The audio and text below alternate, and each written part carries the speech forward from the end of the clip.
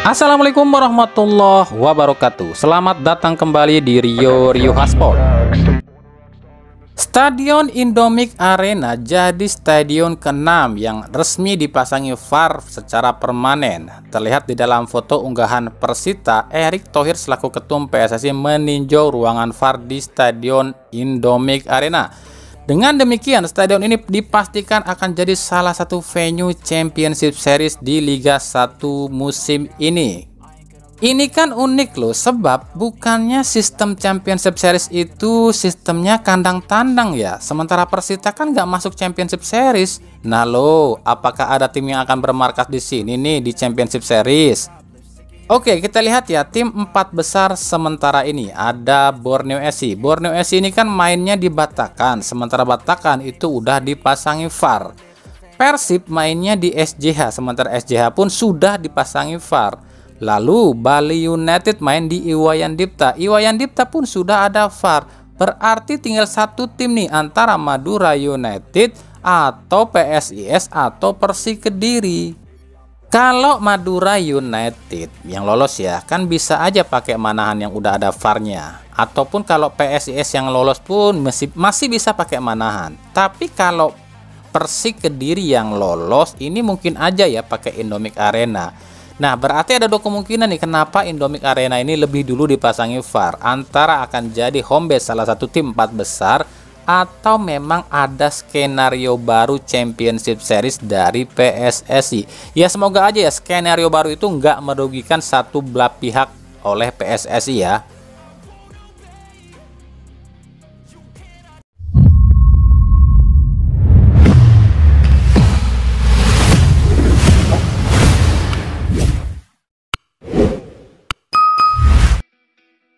Masih berkaitan dengan 4 besar alias Championship Series. 4 tim alias 4 besar alias Championship Series ini dipastikan main di AFC musim depan, yakni posisi 1 dan 2 main di AFC Elite League, posisi 3 main di AFC League 2, dan posisi 4 main di AFC Challenge League.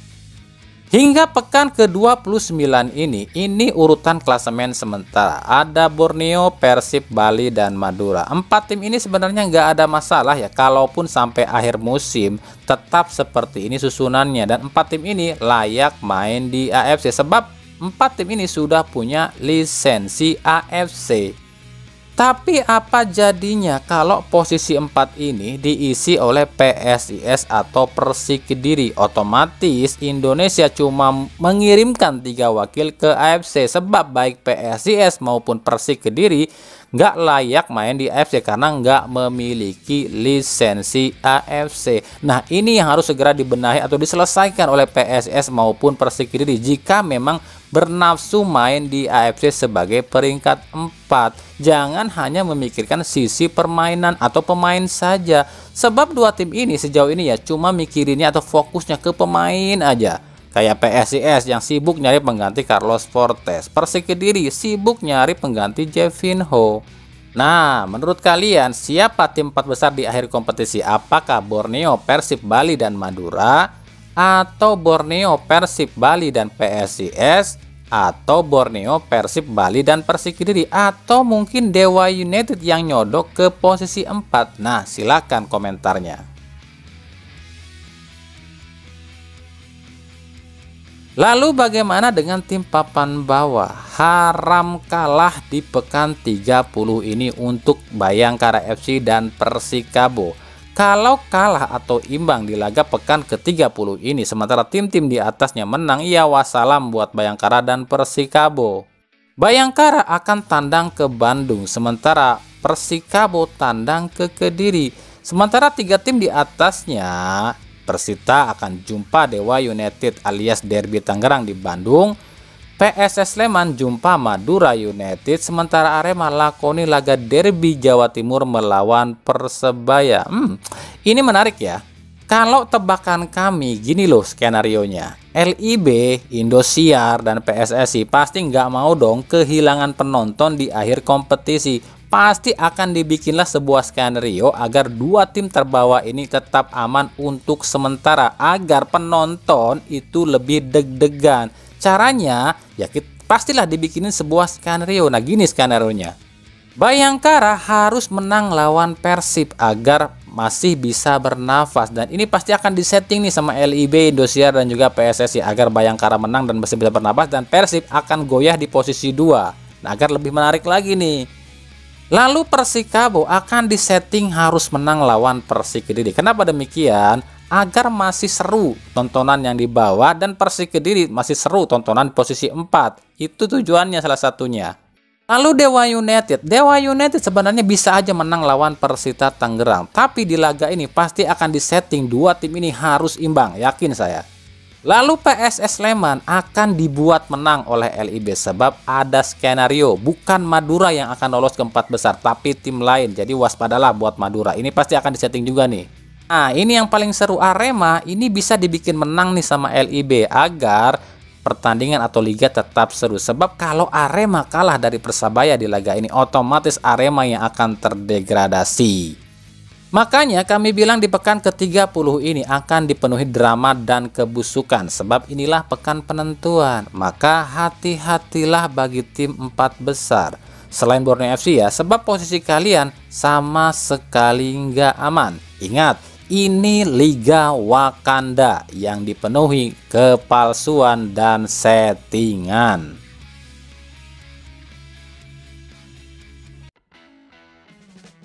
Kita beralih ke berita Timnas. Jelang lawan Vietnam di leg kedua tanggal 26 Maret ini di Hanoi, beberapa pemain Timnas dikabarkan mengalami demam, bukan lantaran saywar dari suporternya Vietnam ya yang balas dendam dengan nyalain flare di dekat lapangan sekitar tempat latihan Timnas, tapi memang beberapa pemain Timnas ini mengalami demam usai lawan Vietnam kemarin. Mereka adalah Nadeo Argawinata, Ivar Jenner, Sandy Walsh, Pratama Rahan, Rafael Struijk, dan Dimas Drajat. 6 pemain ini kabarnya tak dibawa ke Vietnam. Untuk Nadeo kabarnya digantikan oleh Hernando Ari yang diminta nyusul ke Vietnam apapun kondisinya ya, dan Nadeo pun kabarnya langsung terbang ke Vietnam. Untuk menggantikan posisi Ivar Jenner ada Tom Haye. Untuk menggantikan posisi Sandy Walsh ada Asnawi. Untuk menggantikan posisi Pratama Arhan ada Sen Patinama, dan untuk menggantikan posisi Dimas Drajat dan juga Rafael Struijk ada Ragnar Orat Mangun.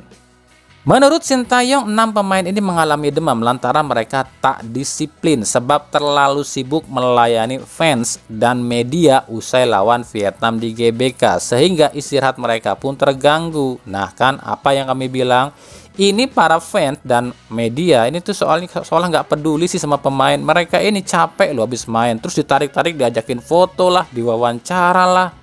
Giliran dilarang sama pelatihnya yang dihujat sama netizen, dibilangnya pelatih sombong lah, inilah itulah. Coba nih kalau Timnas dilatih sama Mourinho, jangan harap media dan fans ini bisa berfoto-foto atau wawancara sama pemain. Ya gimana nggak demam? Pertandingan kelar jam 11 malam. Terus selebrasi sana sini di lapangan sampai jam 12-an lah. Lalu kan yang lain pulang ke hotel jam 1 dan jam 2 nih udah tidur ya. Lah ini masih sibuk wawancara dan foto-foto dengan media dan fans. Baru nyampe ke hotel jam 3, jam 8 pagi udah bangun lagi buat berangkat ke Vietnam. Ya gimana nggak ngedrop? Padahal laga ini sangat penting loh. Jika Timnas Indonesia lolos tahap 3 kualifikasi Piala Dunia, otomatis Timnas Indonesia akan lolos 100% ke Piala Asia 2027 tanpa melewati kualifikasi lagi. Enak gak tuh? Jelas lawan Vietnam ini harusnya wajib menang, dan di lawan Filipina pun wajib menang. Barulah kita bisa leluasa menatap tahap 3 untuk lolos Piala Asia. Lagi-lagi musuh bangsa Indonesia ini yang terbesar adalah rakyat Indonesia sendiri. Giliran timnasnya bapuk, nyalain pemain, padahal mereka sendiri yang ngerusak, ya kan? Ntar kalau ada yang komentar, lah kenapa pemainnya mau dimintain foto dan wawancara? Hello, kalian lupa ini negara plus 62. Netizen plus 62 ini barbarnya minta ampun. Pemain kagak mau layanin mereka, habis mereka dihujat. Di media ditulis pemain sombong, bad attitude, dan lain-lain. Ngerti dong sekarang?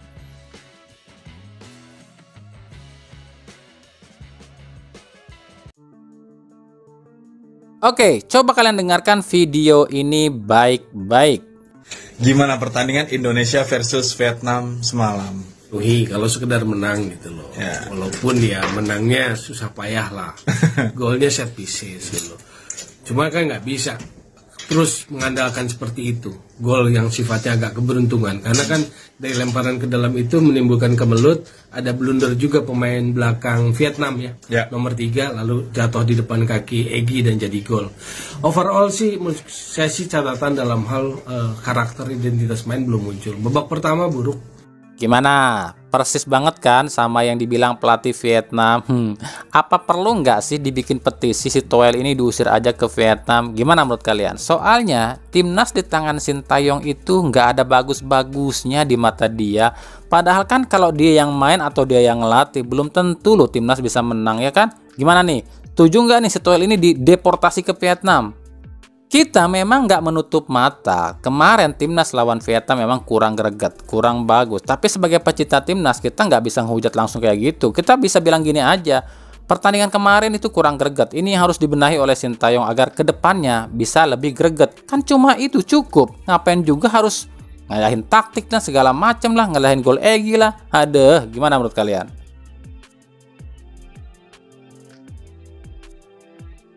Dan inilah tabel klasemen sementara seluruh peserta kualifikasi Piala Dunia 2026 zona Asia round 2. Kita lihat ada 7 wakil ASEAN. Di grup B ada Myanmar yang baru dapat 1 poin. Di grup C ada Thailand yang dapat 4 poin dan Singapura dapat 1 poin. Di grup D Malaysia mendapatkan 6 poin. Di grup F Indonesia 4 poin dan Vietnam 3 poin. Sementara di grup I ada Australia dengan 9 poin. Jadi 2 pertandingan sisa ini sangat menentukan siapa yang akan lolos round 3 dan siapa yang akan tersingkir.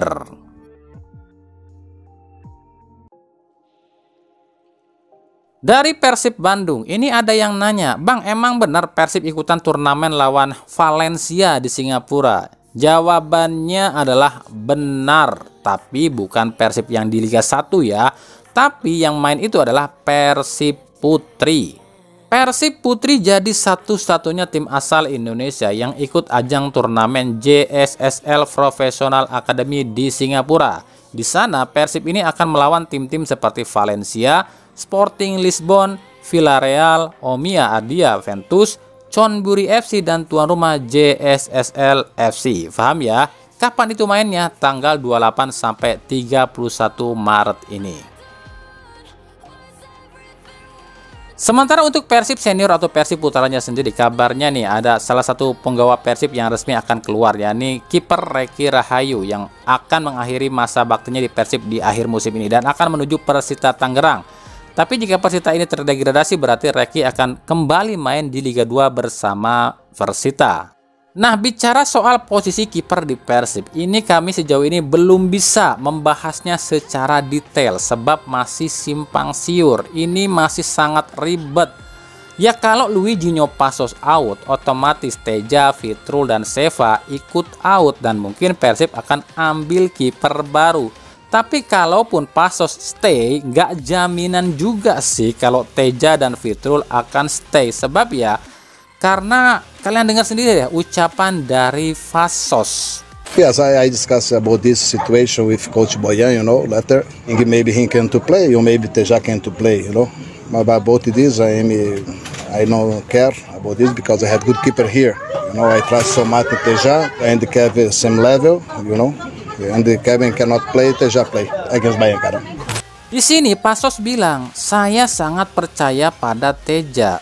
Berarti ada yang salah dong dengan Kevin. Coba deh kalian perhatikan gaya bicara Passos. Berkali-kali dia bilang semua kiper itu setara. Seolah dia ingin bilang sama Boyan Hodak kalau Teja dan Fitrul itu nggak lebih jelek dibanding Kevin.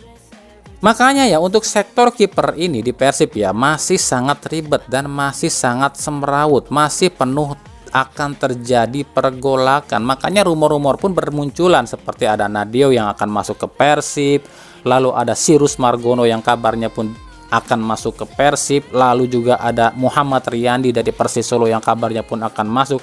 Karena emang posisi kiper ini posisi yang paling rawan, posisi yang paling ribet, posisi yang paling semrawut di Persib saat ini. Kami nggak bisa bilang atau nggak nggak bilang loh kalau ini gara-gara Kevin ya, gara-gara Kevin masuk semuanya jadi acak-acakan.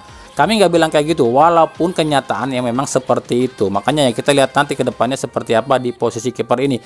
Tergantung dari Pasos sih. Kalau Pasosnya ini bertahan ya mungkin dia akan bisa mengkoordinir semua kiper-kiper Persib. Kalau Pasos keluar akan ya berantakan semuanya.